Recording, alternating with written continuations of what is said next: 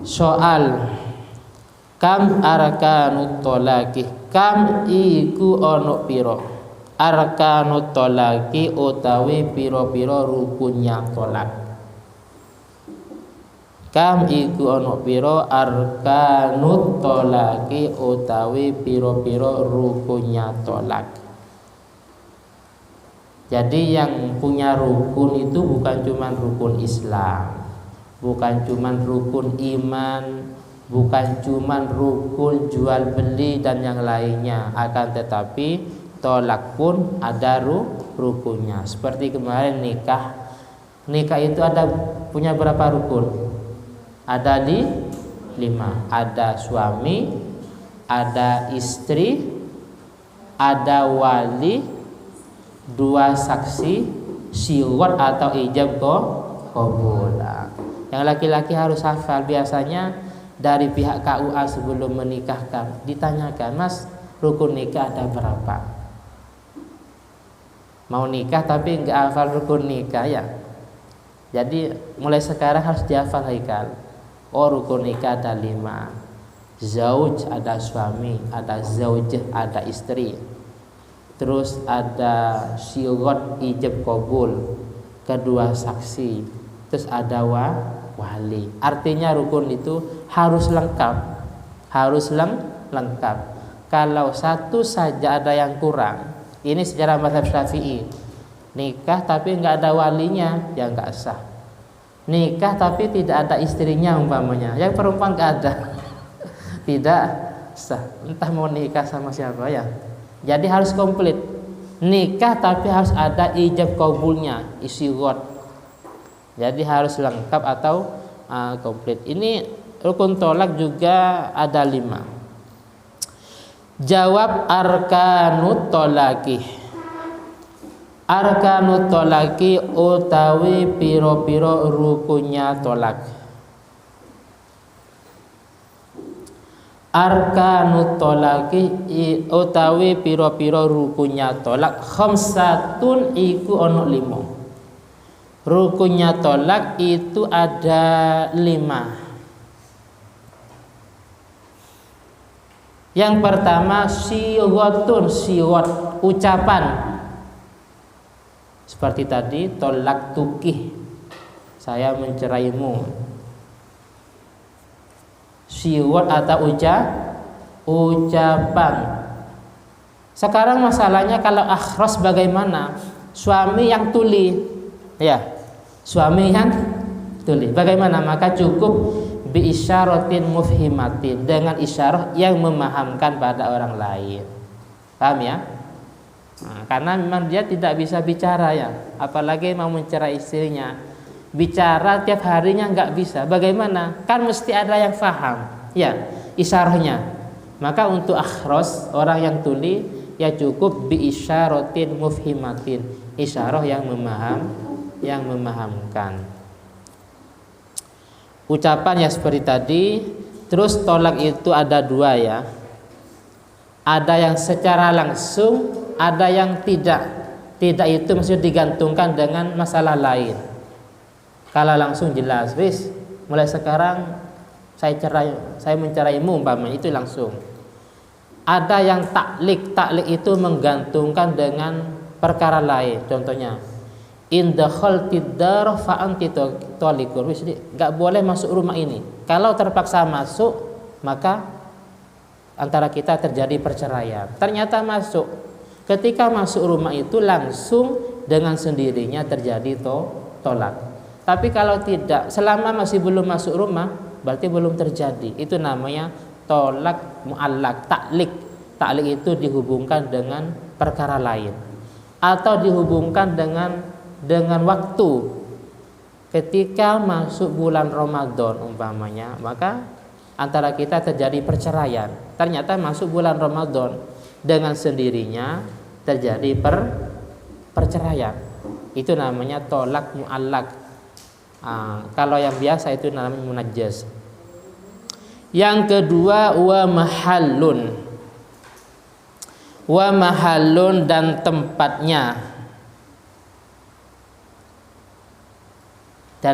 Dalam kurung istri, Masa mencerai, mentolak tapi nggak ada istrinya?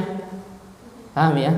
Seperti tadi, rukun nikah ada 5 termasuk ada zauja, ada istrinya. Masa mau nikah tapi tidak ada calonnya?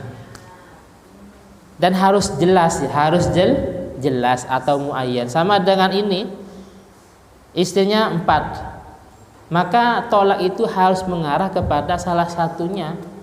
Kalau bahasa wis, salah satu dari kalian saya cerai umpamanya, nah itu nggak sah. Kenapa? Karena tidak muayyan.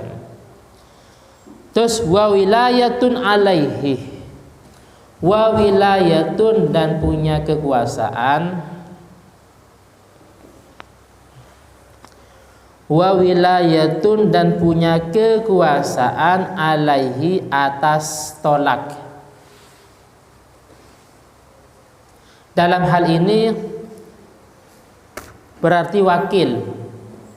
Wakil. Contoh, yang perempuan ini namanya Haikal, Siti Haikal. Suaminya namanya Mas Nabil. Mas Nabil mewakilkan, minta tolong pada temannya, pada Mas Rasha. Mas Rasa, saya minta tolong ya, minta tolong atau mewakilkan kepadamu untuk mencerai istriku. Paham ya? Akhirnya wakil itu mencerai istrinya temannya, padahal itu kan bukan istrinya.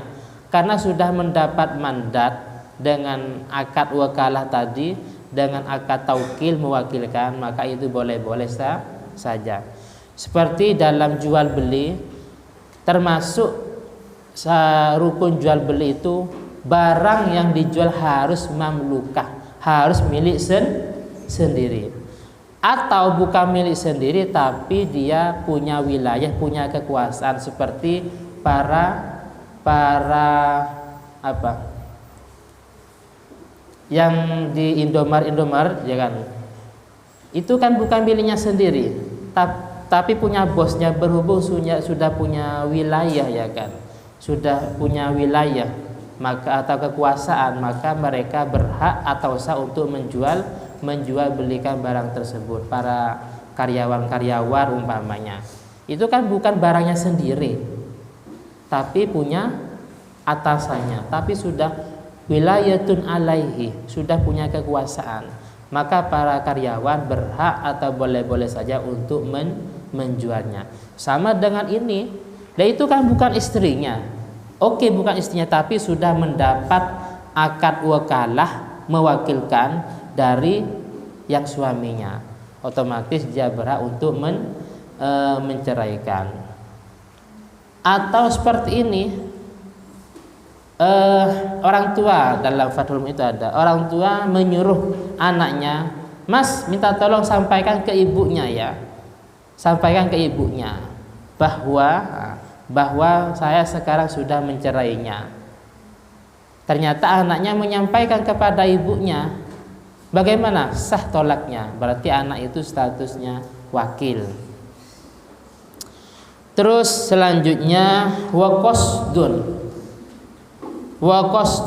dan ada tujuan. Waqasdun dan ada tujuan.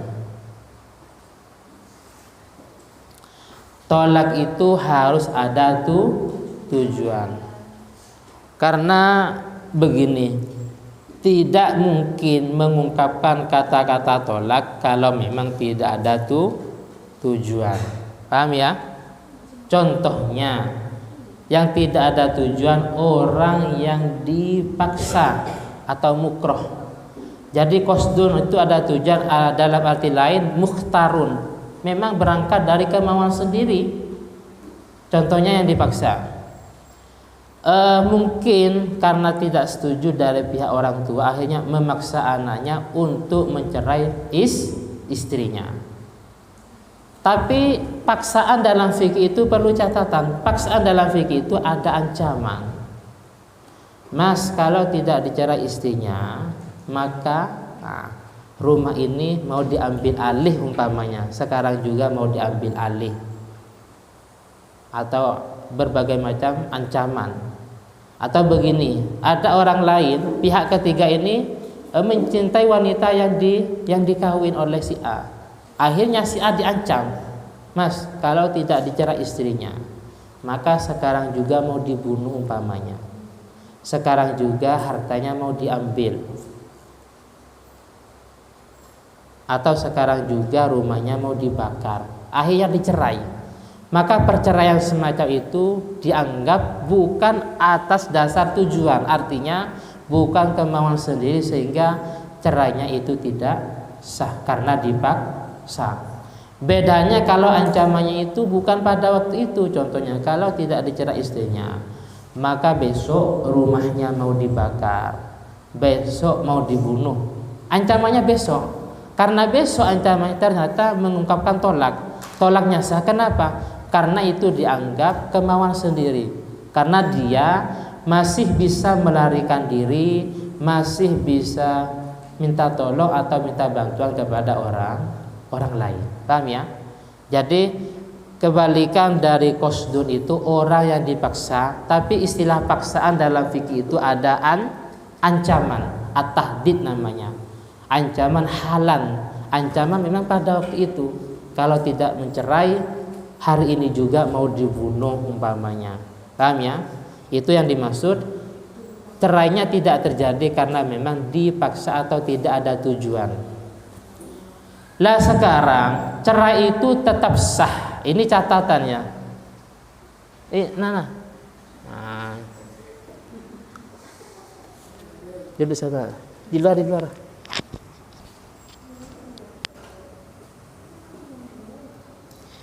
Cerai itu tetap sah toh sekalipun dalam kondisi marah. Paham ya? Makanya tadi saya memberi solusi ketika terjadi permasalahan saling marah, harus ada salah satu yang mengalah. Ustaz, kalau marah bagaimana? Walaupun marah seperti apa, itu tetap sah. Dalam Fathul Mu'in, wattafaku bitolakil ghadban. Wattafaku, ulama sepakat bitolakil ghadban, bahwasanya cerainya, tolaknya orang yang marah itu terjadi dan sah. Paham ya? Jadi walaupun marah tetap sah. Terus yang terakhir termasuk rukun tolak, wa mutallik.